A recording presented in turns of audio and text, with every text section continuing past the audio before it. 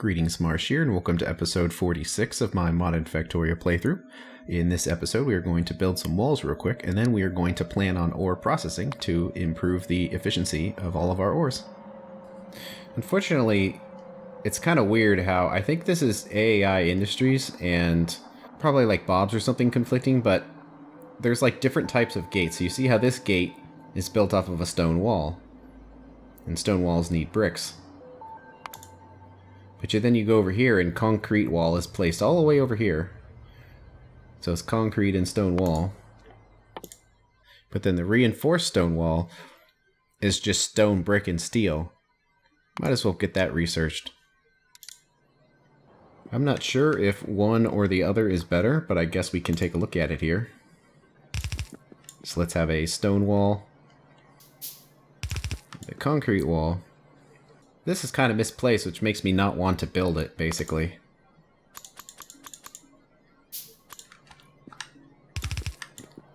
So the stone walls are 350, concrete is 800, and then see how it's weird how the reinforced concrete is 750, so it's like it's not a smooth progression here. So let's see how strong the walls are. Like how quickly can we break through a stone wall here? Pretty fast. So what about concrete? It'll take longer. And the reinforced concrete, you see how it's like...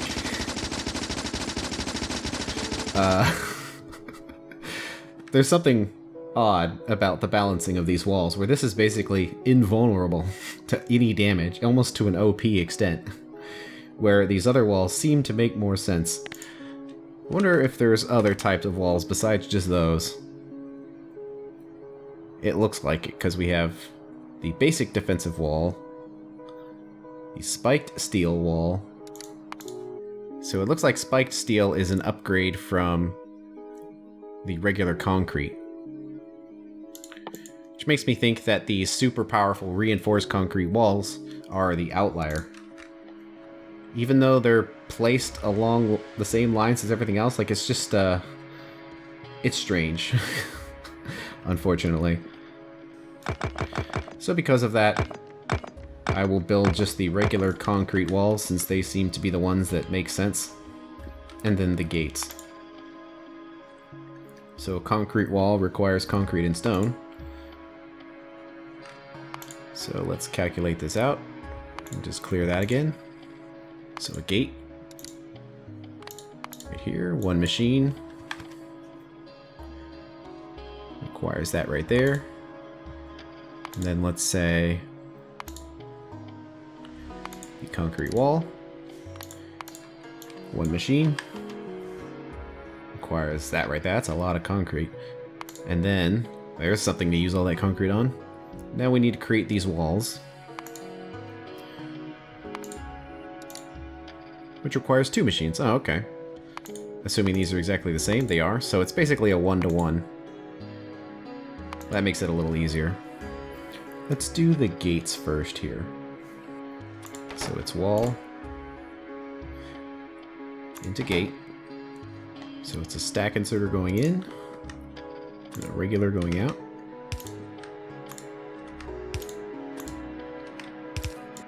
Well, this is interesting. This requires basic circuit boards, not the electronic boards that we were making.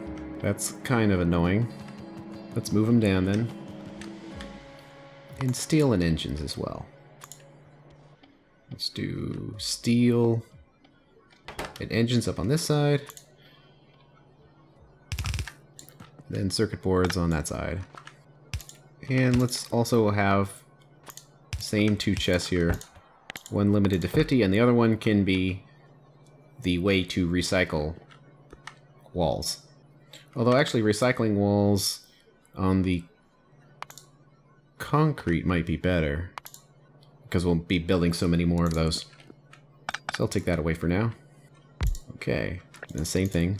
Build regular walls, then concrete walls.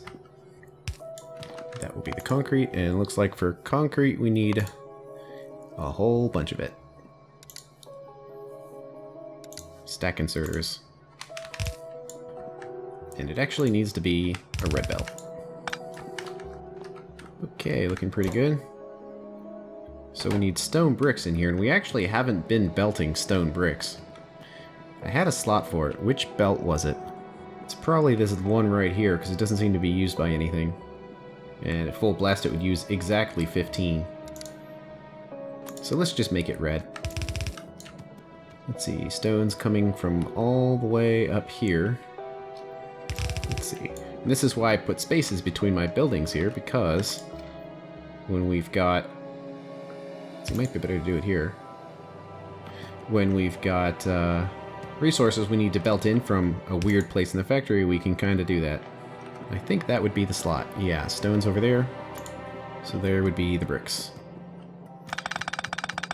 So it's a little messy, but that's why the spaces are there. So it's not too difficult to belt things in when you need to.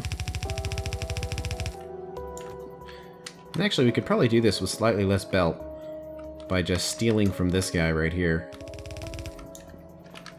And giving priority on this splitter.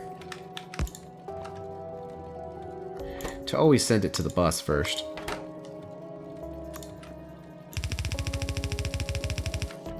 This isn't an ideal solution, but it'll work.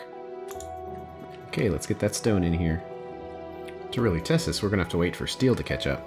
Luckily, it doesn't look too far behind here. Because the limiting factor is this splitter right here. And then that's a lot of buffer chest right here for iron, so it takes a while. But eventually it'll catch up and we'll start seeing some steel, and then we can put this to the test. Meanwhile, we need concrete, and concrete is not being bussed right now. I wonder if we could use the slot for stone. What else is stone being used for?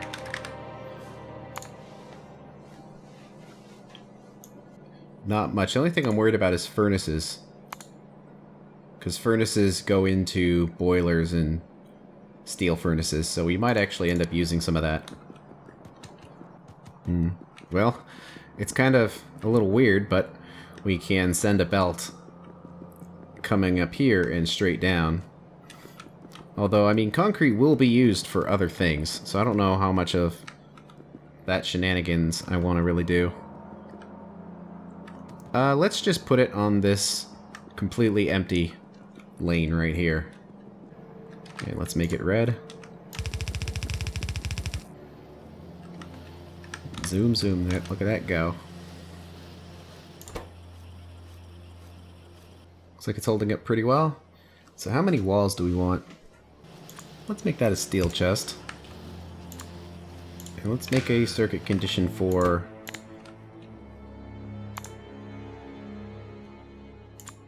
How about 1,000? Come on, where's that steel? Slowly being produced. Let's see, this oxygen tank is empty, so we don't need this here anymore.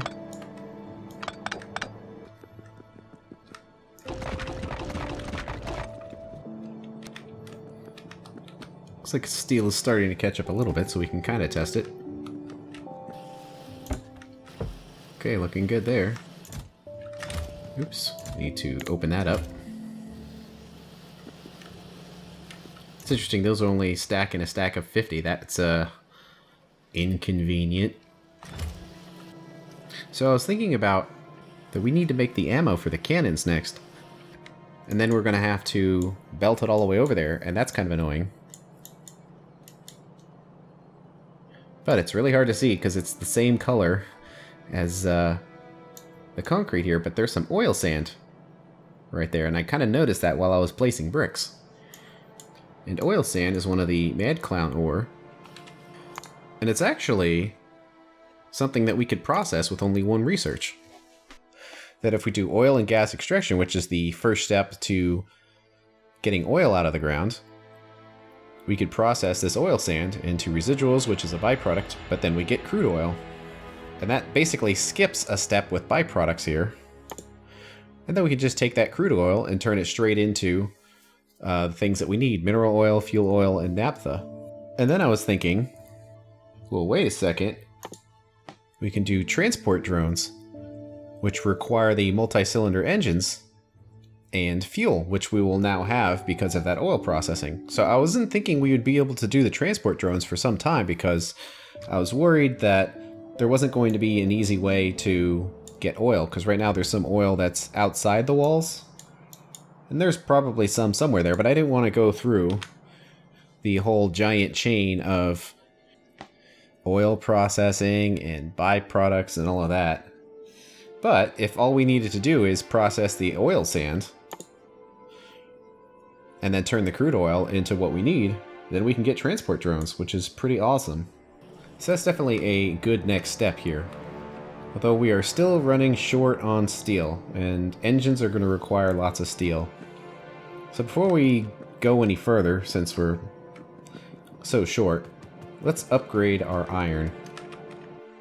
And we can do that with ore processing. So ore processing unlocks the ore processor, which basically you can just process any ore to make it more efficient. So let's just hit that under the research. And then we can do something like advanced iron smelting, where 4 iron becomes 2 processed iron. It unlocks the second ingot stage here, which takes that processed iron and you add coke, and then it turns 8 processed iron into 24 ingots.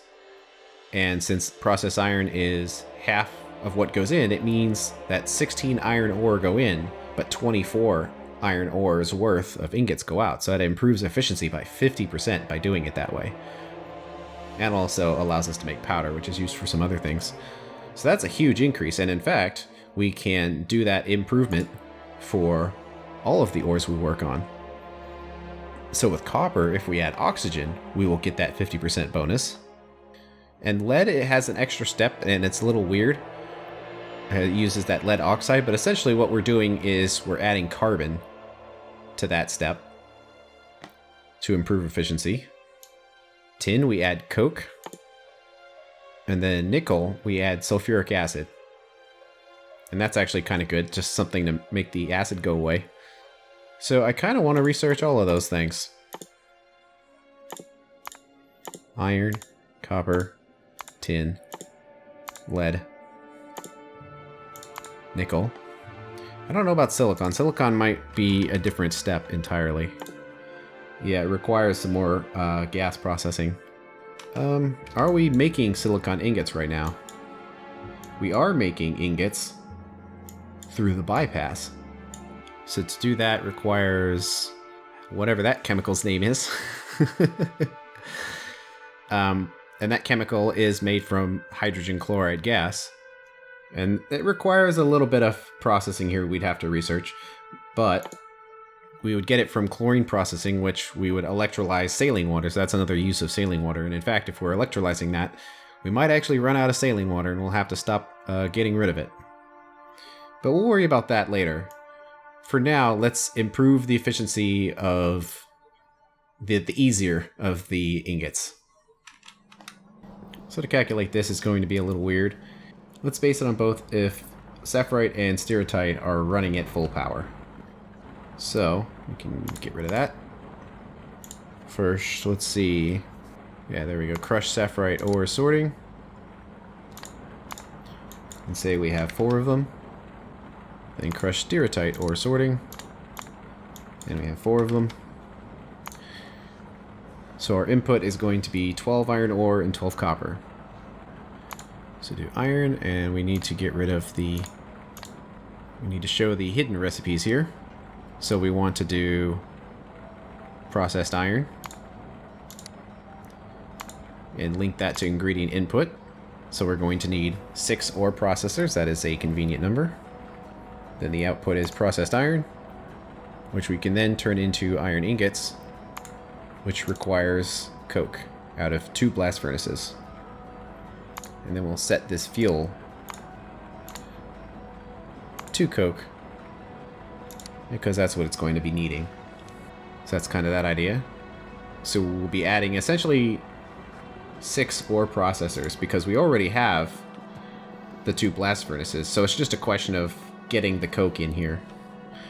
And in fact, because we have so many carbon products, it might be worth it to do half and half on some of these belts, where half the belt is coke and the other half is carbon, just to make it more compact. So we might have to do something about that.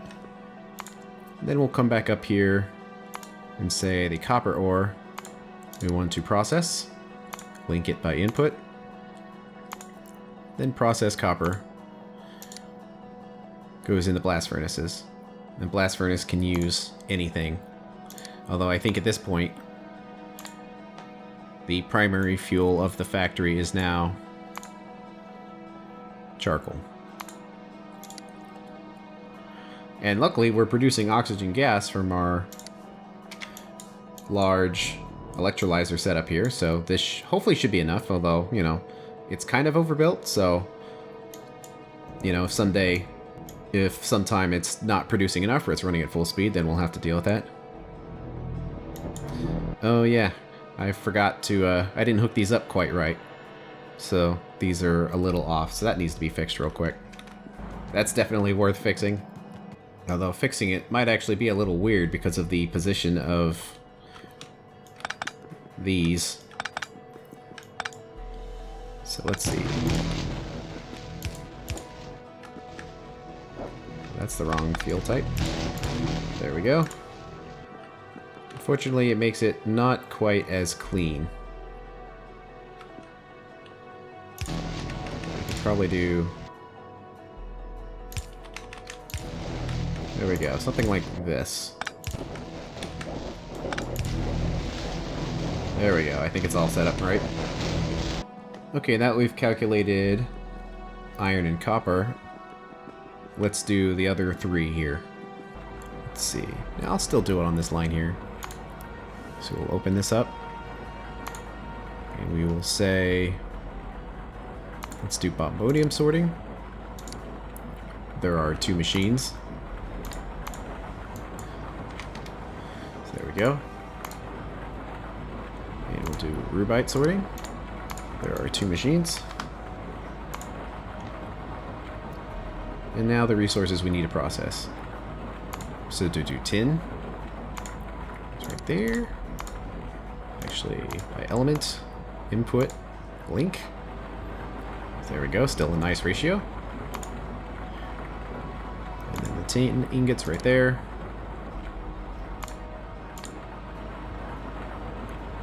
Make that coke. And that ratio is less nice. Silicon we will leave alone. So let's do lead. So process lead, link by input. And then process lead. This is where it gets a little weird. It requires oxygen gas, but it produces lead oxide. And then from that lead oxide, you add carbon, and then you get your ingots. So it's kind of a weird extra step there. And so instead of going from processed lead straight into ingots, you have to turn it into lead oxide first, and then you get your ingots. And finally, the nickel.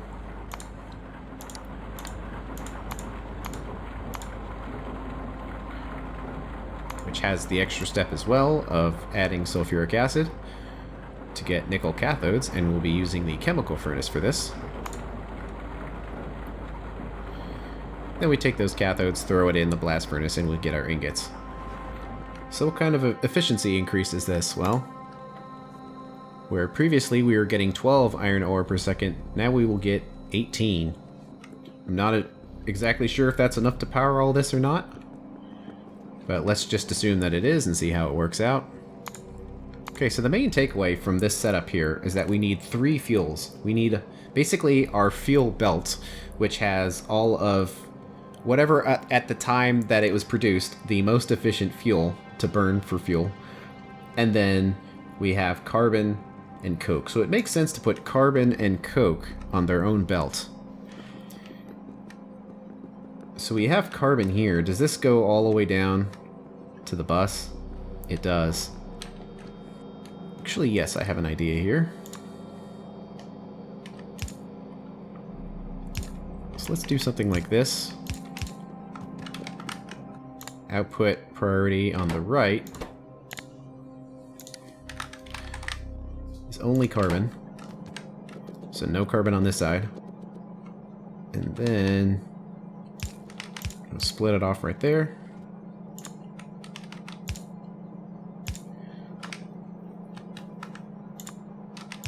So then that'll be the carbon.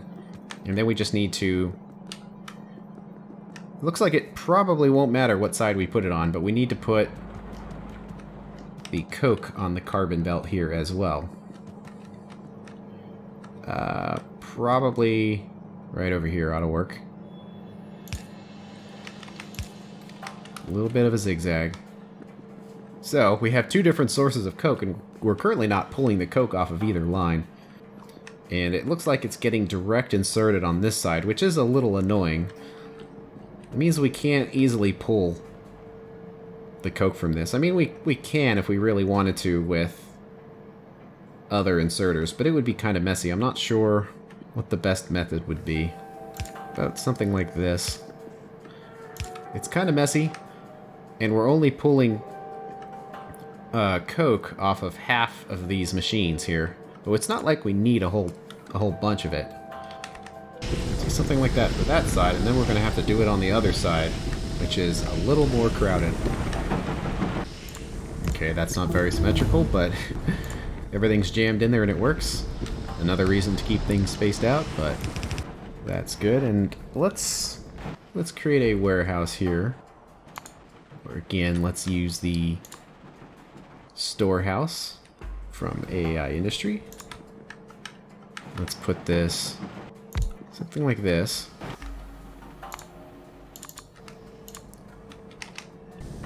And then have a circuit network condition attached to that. And it'll be similar to this, where it's less than 2,000 and less than 4,000. The coal washing setup will try to make it 4,000.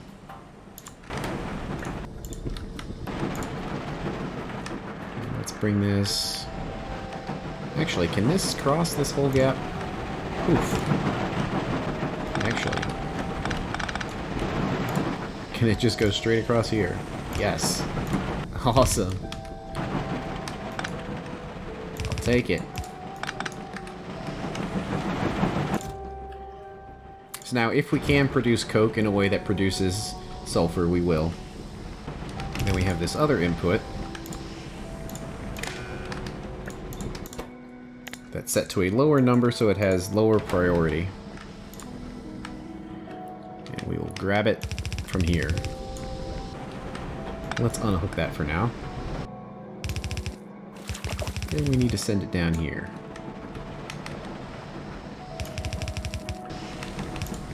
Okay, let's hook up this other side and see if it stops. It does. Great. Now we need to hook the output out and just let it fill up the belt. I don't know if you're looking at this, if it makes any sense at all, how all of this stuff is set up. It's definitely messy. Give it that. Just trying to put up with it as long as I can until the whole thing gets rebuilt. No reason to rebuild it if it works, but... So there we go. Now we have carbon and coke on this belt here. So let's pull all the extra carbon off. Okay, here it comes. There is our belt of carbon and coke. And this one will only have carbon on one side by the time it empties out. I'll let it go for now. That might be fine. And that's it for this episode. On the next one, we're going to build all those ore processing setups. Thanks for watching. I'll see you later.